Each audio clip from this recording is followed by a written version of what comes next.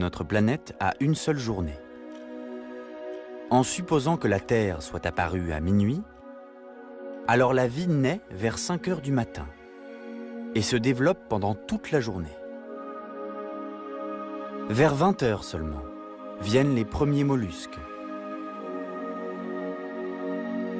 Puis à 23 heures, les dinosaures qui disparaissent à 23h40, laissant le champ libre à l'évolution des mammifères. Nos ancêtres ne surgissent que dans les 5 dernières minutes de cette journée.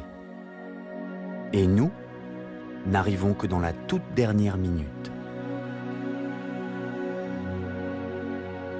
La révolution industrielle n'a commencé que depuis un centième de seconde.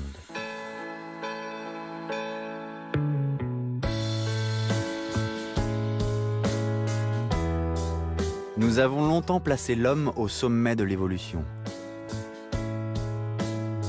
Notre arbre généalogique suivait alors une progression linéaire, d'un être primitif vers un être parfait. Mais cette image d'Épinal ne résiste pas au progrès de la génétique et de la paléontologie. L'homme ne descend pas du singe. C'est un singe, parmi d'autres. L'histoire de nos origines n'est pas une ligne droite, mais un véritable labyrinthe.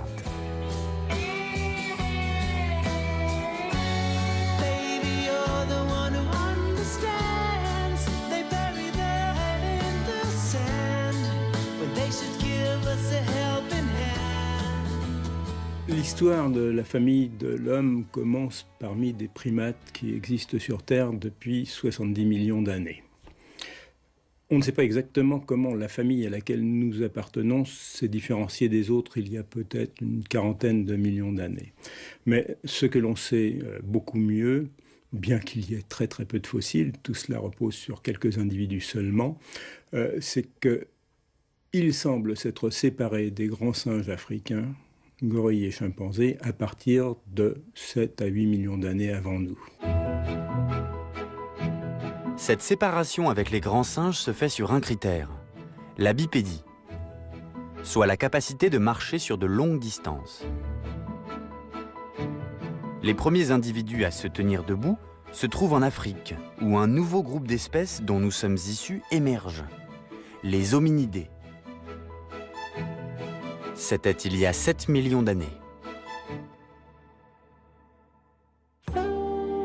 Le problème est que l'on compte parmi les hominidés un foisonnement d'espèces marchant sur deux pattes. Parmi elles, il y en a une qui est directement liée à notre branche. Mais il est bien difficile de dire laquelle. L'évolution, elle est buissonnante. Au début de la formation du genre humain, on voit apparaître une multitude d'espèces différentes. On voit des fossiles très différents les uns des autres. La plupart de ces lignées vont s'éteindre. Identifier notre ancêtre est un vrai casse-tête. La bipédie n'est pas un critère exclusif à notre lignée. Et il en va de même pour la confection d'outils. Car il y a 2,5 millions d'années, plusieurs espèces distinctes possédaient cette même technique.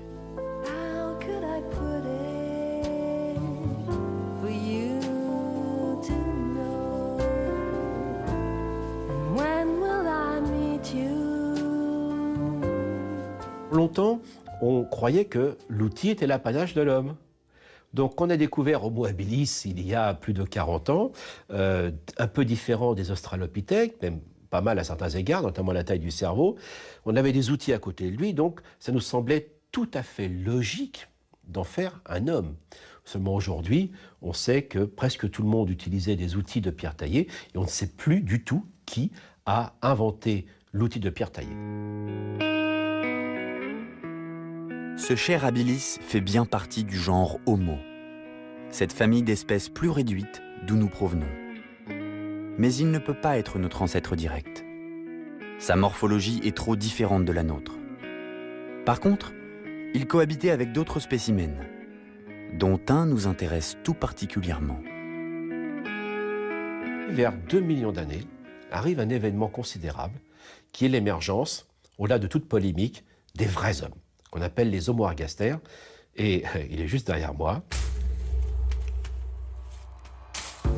il est très clair que ce qui caractérise le genre Homo, le genre humain, avec Homo ergaster, c'est une grande taille corporelle, plus longiligne, plus gros cerveau, mâchoire plus ou moins régressée, et ça va continuer jusqu'à nous, et puis surtout l'apparition bientôt de nouveaux outils. Donc, Homo ergaster est, quelles que soient les opinions des différents chercheurs, un homme incontestable.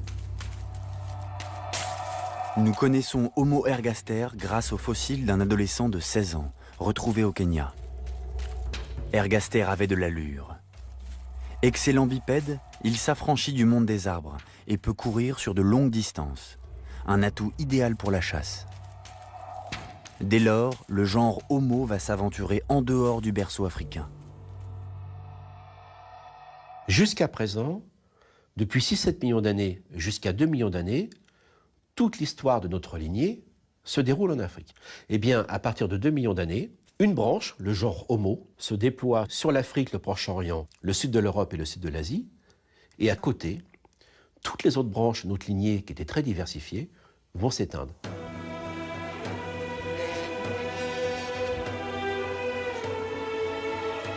Si Homo ergaster investit de nouveaux territoires, c'est parce qu'il suit la faune africaine, sa communauté écologique. À la faveur d'un réchauffement climatique, hommes et animaux s'étendent plus au nord, jusqu'ici en Espagne, à Atapuerca.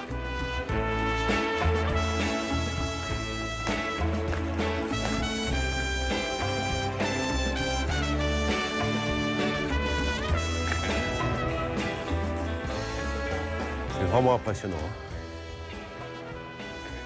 On a ici le plus ancien site européen attestant la présence des premiers hommes sur notre continent.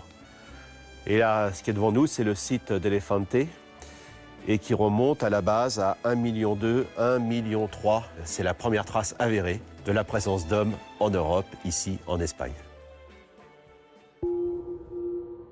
De ces premiers Européens, les paléontologues n'ont retrouvé que quelques morceaux de crâne et de mâchoire, exceptionnellement bien conservés. Juste assez pour leur tirer le portrait. Alors quels sont ces hommes? Certainement encore des Homo ergaster, mais ils commencent déjà à se modifier et on les appellera les Homo antecessors. Alors il n'est pas certain que ce soit une autre espèce, mais ça veut dire que ça a déjà changé. Homo antecessor prospère dans la région pendant près de 500 000 ans. Et là encore, il se modifie au fil du temps. Une nouvelle espèce du genre humain va alors lui succéder. Atapuerca conserve les traces de cette évolution. Nous sommes maintenant il y a 400 000 ans, dans le gisement de la Galeria. Nous arrivons dans la période qui fait suite à Homo antecessor.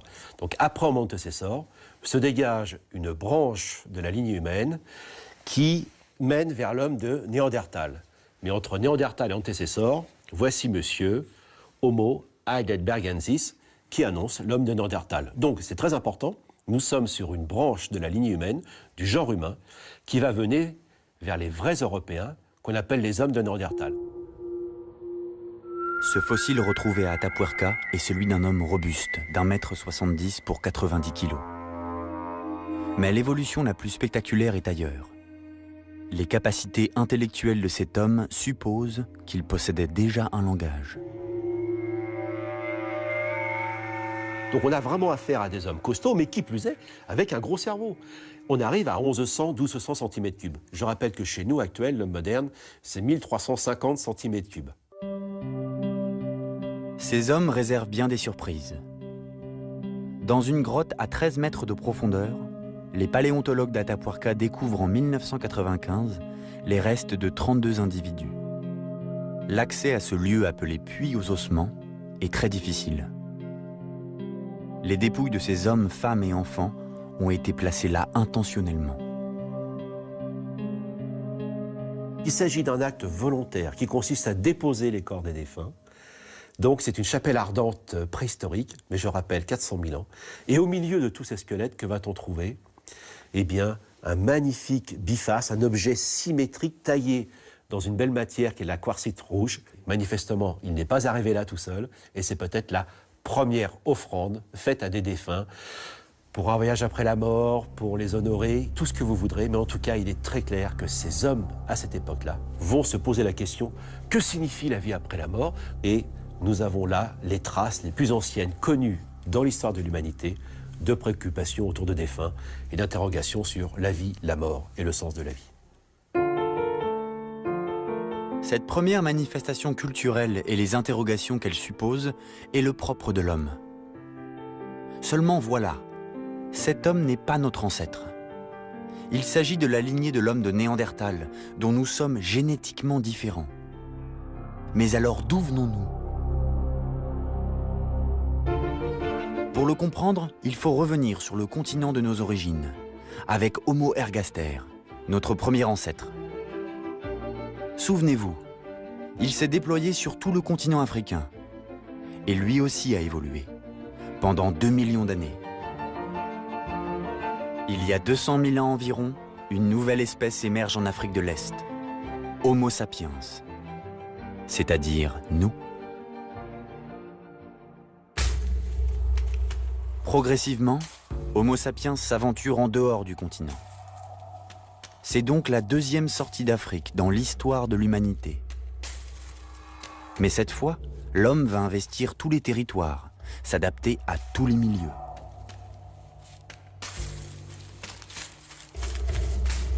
Homo sapiens, c'est une réussite comme jamais auparavant dans l'histoire de tous les mammifères, je dis bien tous les mammifères. Il n'y a pas un seul mammifère qui a été capable d'aller partout dans le monde comme cela. Je vous donne un seul exemple.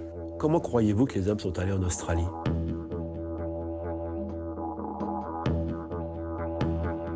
L'Australie, on ne peut jamais y aller à pied. Même quand le niveau des mers est très bas, il y a 80 km à traverser. Donc c'est au-delà de l'horizon. On ne va pas au-delà de l'horizon parce qu'on a faim. On n'y va pas par nécessité. On y va parce qu'on a une espèce d'interrogation, une motivation fascinante qui les amène au-delà de l'horizon. Aujourd'hui, c'est la conquête de Mars. Et nous sommes comme cela depuis au moins 100 000 ans. Au fil des millénaires, Homo sapiens va partout. Ainsi, il y a 40 000 ans, nos ancêtres directs investissent le continent européen. On les appelle désormais les hommes de Cro-Magnon. Et sur cette nouvelle terre, surprise, nous ne sommes pas les premiers.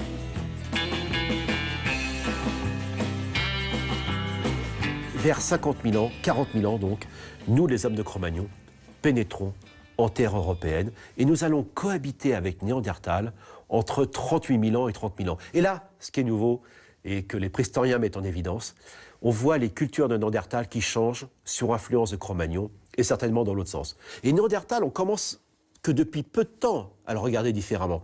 Ils se maquillaient certainement, ils aimaient les colorants noirs. Et vous savez quoi ? On a de l'ADN de Néandertal.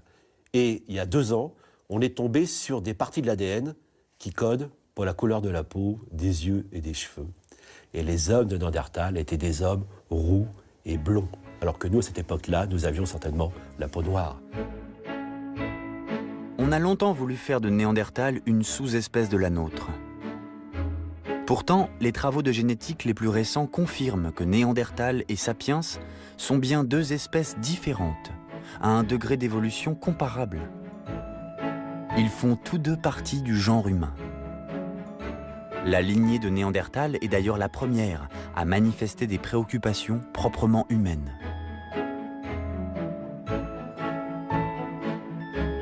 Longtemps, ça a été extrêmement troublant, puisque dans la grande tradition de nos mythes, dans la culture occidentale, c'est-à-dire du bassin méditerranéen, il n'y a qu'un seul homme à l'image de son créateur. Et ce que nous sommes en train de comprendre, c'est qu'il y a eu au moins 2 espèces qui avaient forcément des récits sur le sens de la vie, qu'est-ce que nous faisons sur cette terre, et qui, par ailleurs, et ça c'est fondamental, avaient certainement des récits sur les commencements du monde. C'est-à-dire se poser la question, qui sommes-nous ? Et d'où venons-nous ? Eh bien, elle fait partie des bagages d'une humanité commune, donc c'est absolument vertigineux. Nous avons une seule humanité, mais qui est animée par 2 types d'hommes biologiquement différents.